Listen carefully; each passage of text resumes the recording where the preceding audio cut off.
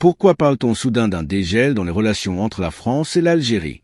Après la libération de Boualem Sansal et les récentes déclarations de responsables français, une lueur d'espoir semble apparaître entre Alger et Paris.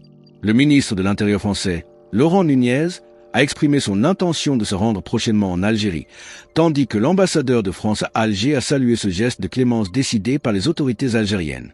Alors, que se cache-t-il réellement derrière ce rapprochement? S'agit-il d'un véritable tournant ou d'un simple épiphénomène? Et surtout, peut-on espérer une amélioration durable? On va analyser tout cela ensemble. Salut à tous, j'espère que vous allez bien. C'est le sujet à la une de l'actualité du jour. Rappelons d'abord le contexte qui a conduit à cette période de tension. Depuis l'été 2024, les relations franco-algériennes ont connu un gel quasi total, notamment sur le plan sécuritaire. Paris a adopté des positions jugées hostiles par Alger, en particulier son soutien au plan d'autonomie marocain pour le Sahara occidental, une question centrale pour la diplomatie algérienne. En réaction, Alger a durci sa posture. Restrictions sur les visas, suspension de plusieurs projets de coopération et arrestation de ressortissants français, parmi lesquels l'écrivain Boualem Sansal et le journaliste Christophe Glaise. Ces événements ont encore aggravé un climat déjà vivement tendu. Le 12 novembre 2025, Boualem Sansal a finalement été libéré après plusieurs mois de détention.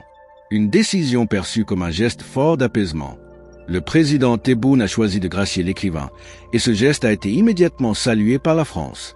Stéphane Romatet, l'ambassadeur de France en Algérie, l'a commenté sur BFM TV en soulignant qu'il s'agissait d'un moment important dans le processus de réconciliation.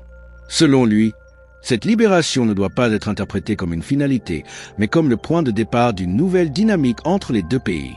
Il a également affirmé que la France devait faire preuve de discrétion et de respect envers l'Algérie, tout en restant exigeante dans la relation. Une approche diplomatique qui marque un ton plus nuancé et moins frontal. La France semble donc prête à prendre du recul et à privilégier une coopération plus équilibrée avec Alger.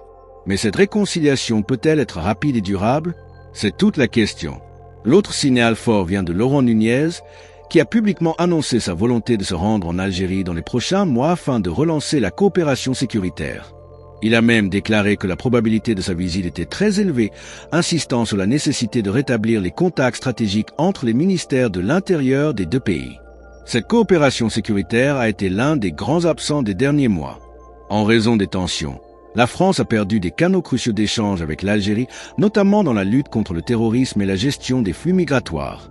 Le gel des relations sécuritaires a également isolé les deux capitales à un moment où la situation au Sahel, marquée par la montée des groupes djihadistes, exige au contraire une coordination régionale forte.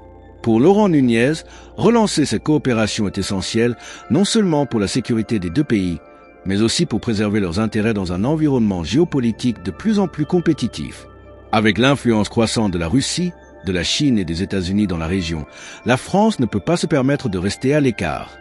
Dans sa volonté de tourner la page, Laurent Nunez n'a pas hésité à critiquer la stratégie de son prédécesseur, Bruno Retailleau, qui avait opté pour une ligne plus dure et plus conflictuelle vis-à-vis d'Alger, misant sur une forme de bras de fer diplomatique, une méthode que Nunez juge contre-productive. Selon lui, la confrontation ne mène à rien et seule une approche basée sur le dialogue peut débloquer la situation. Il considère que la méthode de Retailleau a plongé la relation dans une impasse et qu'un rapprochement ne pourra se faire que si les deux pays définissent des objectifs communs. Pour autant, malgré ces signaux encourageants, le chemin vers une normalisation complète reste semé d'obstacles.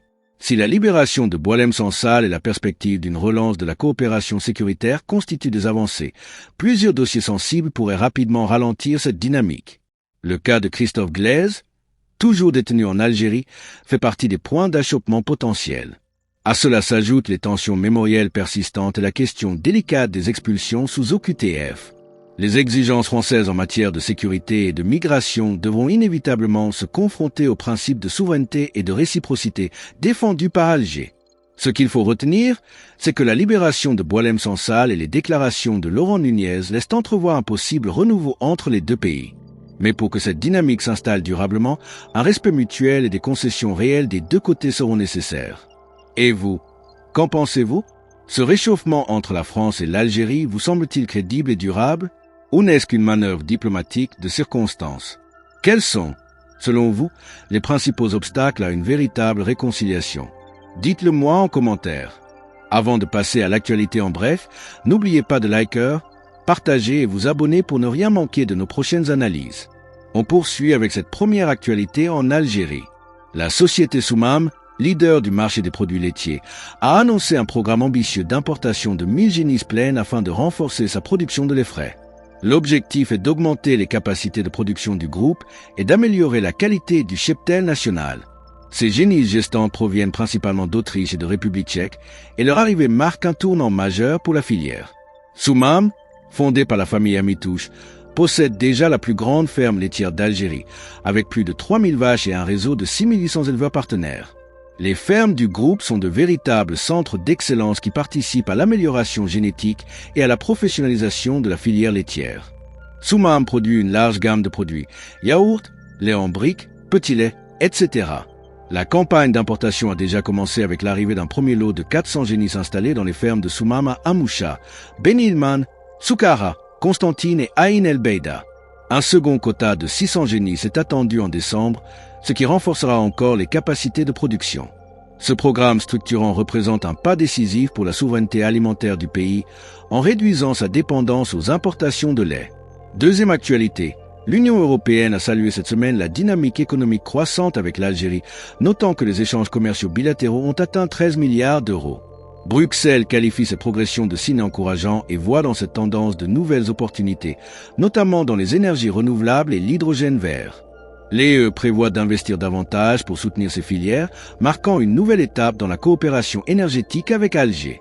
Cette annonce intervient alors que l'Algérie renforce sa participation aux grands projets énergétiques euro-méditerranéens. Lors d'un forum à Berlin consacré à l'hydrogène, Alger a présenté ses projets stratégiques, parmi lesquels l'Alliance Algérie-Europe pour l'hydrogène et le projet South H2 Corridor. Celui-ci, piloté conjointement par Sonatrach, Sonelgaz, VNG, Allemagne, Snam, Italie et Verbund Green Hydrogen, Autriche, a été reconnu par la Commission européenne comme un projet d'intérêt commun. Une reconnaissance qui renforce le rôle stratégique de l'Algérie dans la transition énergétique européenne. Troisième actualité, les importations de voitures par les particuliers algériens connaissent une forte accélération ces dernières semaines. La demande se tourne massivement vers la Chine, où les prix et l'équipement des véhicules sont particulièrement attractifs. Les acheteurs privilégient aussi bien les voitures neuves que celles d'occasion de moins de 3 ans. En raison de la rareté des voitures sur le marché local et des prix très élevés, beaucoup optent pour l'importation individuelle. Sur les réseaux sociaux, les intermédiaires se multiplient. Bureaux d'affaires, revendeurs, commerciaux. Ils s'occupent de toutes les démarches, simplifiant l'accès aux modèles chinois. Cette forte demande a d'ailleurs provoqué une hausse du taux de l'euro sur le marché parallèle, passé de 25 400 dinars pour 100 € en juillet à 27 500 dinars en novembre. Les douanes confirment également un afflux massif de véhicules importés en conteneurs, surtout via le port d'Alger. Tant que les prix chinois resteront imbattables et que le marché local ne suivra pas la demande, cette dynamique devrait continuer. On termine avec Pavel Durov, cofondateur de Telegram, qui accuse la France de censure. Défenseur acharné de la liberté d'expression, Durov affirme que les services de renseignement français l'ont approché à 2 reprises pour lui demander de censurer des chaînes Telegram en Moldavie et en Roumanie. Il dit avoir refusé, et quelques mois plus tard, en août 2024, il a été arrêté à Paris, officiellement pour manque de coopération et défaut de modération.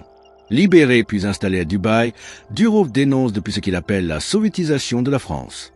Selon lui, sous la présidence Macron, le pays a sacrifié la liberté au nom de la sécurité, étouffant les médias indépendants et renforçant le contrôle sur les plateformes numériques. Ces accusations relancent le débat sur la liberté de la presse et la surveillance numérique en France. Alors, qu'en pensez-vous? La France cherche-t-elle réellement à censurer les voix dissidentes? Dites-le moi en commentaire. Merci de nous avoir suivis jusqu'au bout. Prenez soin de vous et à bientôt pour une prochaine vidéo.